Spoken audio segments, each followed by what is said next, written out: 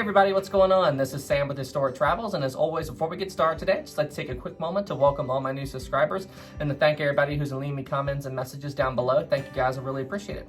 And one other thing that I would like to do before we get started is give a quick shout out to a new YouTuber known as Inner History. He makes some pretty good videos covering some ocean liners, and I had the privilege to watch his video on the Lusitania yesterday. So hey, I just wanted to give him a quick shout out and post a link to his video in the description below. So everybody, after you're done with this video, go check out his channel. He's a great new and upcoming YouTuber. Let's try to get him past the 100 subscriber mark tonight. I think that'd be really cool. All right, now on to today's video topic. This video is going to be another what if scenario with the RMS Titanic, and it's actually a question that I get asked a lot in my comment section. And the question is, would it have all been possible, or could it have been possible, for the Titanic's stern section after the ship broke in two to remain afloat? Now, upon first glance, you would think, no, it couldn't. But honestly, when you really start to dive into this question, it's a little bit more complicated than you might think. The first thing we need to talk about on this topic, though, is what exactly causes a ship to sink in the first place. Because if you don't understand this, then you won't understand the whole concept of the stern being able to stay afloat after the breakup. You see, what causes a ship to sink is essentially a loss of buoyancy. Buoyancy is what vessels use in order to keep themselves afloat. And whenever you have a compartment on a ship flood, whether it be from a rock, an iceberg, a torpedo, whatever, when that compartment floods, the ship loses buoyancy in that section. So the only way that a ship can remain afloat after being compromised and it starts taking on water is if the amount of buoyancy within the ship outweighs that of the water that is coming inside the hull. So you see, that's exactly what happened to the Titanic. Now, in Titanic's case, she could handle the first 4 compartments compromised without losing so much buoyancy that the Titanic would sink. However, with 6 compartments breached, the ship could not handle that much loss of buoyancy, and the ship would inevitably sink.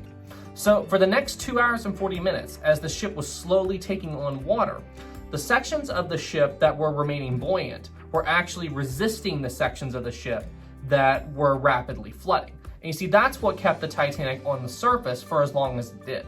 Even though the Titanic had lost 6 watertight compartments and that much buoyancy was gone, the ship wouldn't just drop because there was so much positive buoyancy holding the ship up and trying to resist the loss of buoyancy in the bow section as the Titanic was slowly sinking. But it was a losing battle. You see, even though the Titanic was able to resist the loss of buoyancy in the bow section for a time, the more water that came inside the ship, the more buoyancy the Titanic lost. And it was inevitable, with 6 compartments breached, that the Titanic would eventually sink. Alright, so now that you have a basic understanding of how buoyancy works, let's now jump to the Titanic's stern section and discuss if it was possible for it to remain afloat after the Titanic's breakup.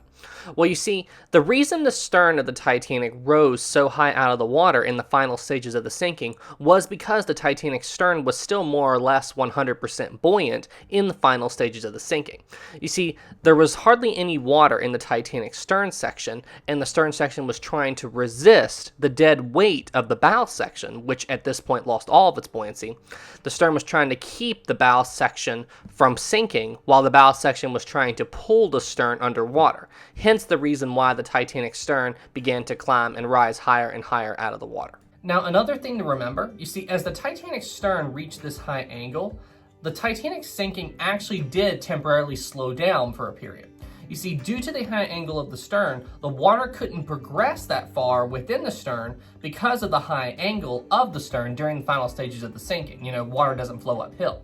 So that means that the Titanic's stern wasn't losing buoyancy at the same rate that the bow section was throughout the sinking, because the bow section was more or less level with the water while the stern was continuing to climb higher and higher. So because the water couldn't really progress and the stern wasn't losing a lot of buoyancy, this is why Titanic ended up breaking in half, because the dead weight of the bow was pulling against the positive buoyancy of the stern, and the hull couldn't just take the strain anymore, and the ship broke in half. So now that you understand the entire sinking process, it's time for the big question of this video. Could the Titanic's stern have remained on the surface after the Titanic had broken in half? Well, the short answer is no.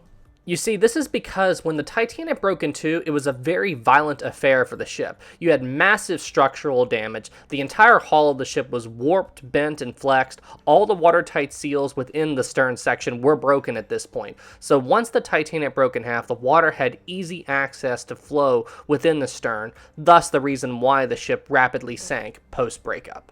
So yeah, given the violent nature of the Titanic's breakup, there was no way that the Titanic's stern would remain afloat post-breakup indefinitely. Just no way.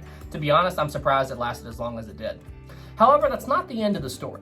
You see, if you dive into history a little bit, you'll find out that Captain Smith had actually told some of the passengers on board the Titanic that the ship could actually be cut into 3 separate sections, and each section of the ship would float on its own. So how is this possible? Well, you see, this has to do with our good old friends, the watertight bulkheads. You see, the watertight bulkheads and the watertight compartments are essentially the same thing. The Titanic was divided up into 16 individual watertight compartments. And theoretically, if you cut the Titanic apart in very specific areas, you could, theoretically, have 3 individual sections of the Titanic be completely separated, yet still float. And the only reason this is even theoretically possible is because on the interior sections of the Titanic, the watertight bulkheads stretch all the way up to E deck, which is roughly about 20 feet above the waterline. So that means as long as nothing happens that would cause the Titanic's hull to lean so low in the water that the water could spill over the tops of the bulkheads, then yeah, you could actually split the Titanic apart in certain ways and the ship would not sink. There's one last topic we need to discuss, though, in order to completely close the door on this whole could the Titanic stern have stayed afloat after the breakup scenario. And that is the actual weight of the machinery located in that section of Titanic after the breakup. So let's assume that when the Titanic broke in half, it broke in half the right way. A clean cut right down the middle. All the watertight seals and doors are intact. You know, everything is perfect, and the stern section is completely watertight. But everything is still within the stern section after the breakup. Well, that would also mean the engines are in there. And you see, when the Titanic is sitting in the water complete, the engines are essentially the center of mass for the Titanic. They're the heaviest objects on the ship. And when the Titanic broke in two, that's a huge amount of buoyancy that is missing from the ship. So even if the Titanic had broken in two clean and all watertight seals were intact, with those engines in there, without the extra buoyancy from the bow section, I think the engines would have just pushed the stern so low in the water that the water could have just spilled over the tops of the E-deck bulkheads and the ship would have just sunk anyway. So the only way I think it would be possible for the stern section to stay afloat after the breakup, assuming the watertight seals were intact and everything, is if the engines inside the Titanic were not there. The ship would just have to be an empty shell for that scenario to be at all possible. Anyway, guys, that's it for this video. Thank you all so much for watching. I hope you enjoyed it and found it interesting. And yeah, now we've covered another what if topic on the RMS Titanic. As I said, I love making these videos because it makes us think a little bit more about these what if scenarios, like, okay, this happened and this happened and this happened and this happened. And I also would like to give a big thank you to everybody who was in my Discord chat last night. I actually discussed this idea with several people in the Discord, and they gave me some pretty good insights into how this whole scenario might actually unfold. So everybody that was there last night, thank you very much. I appreciate it.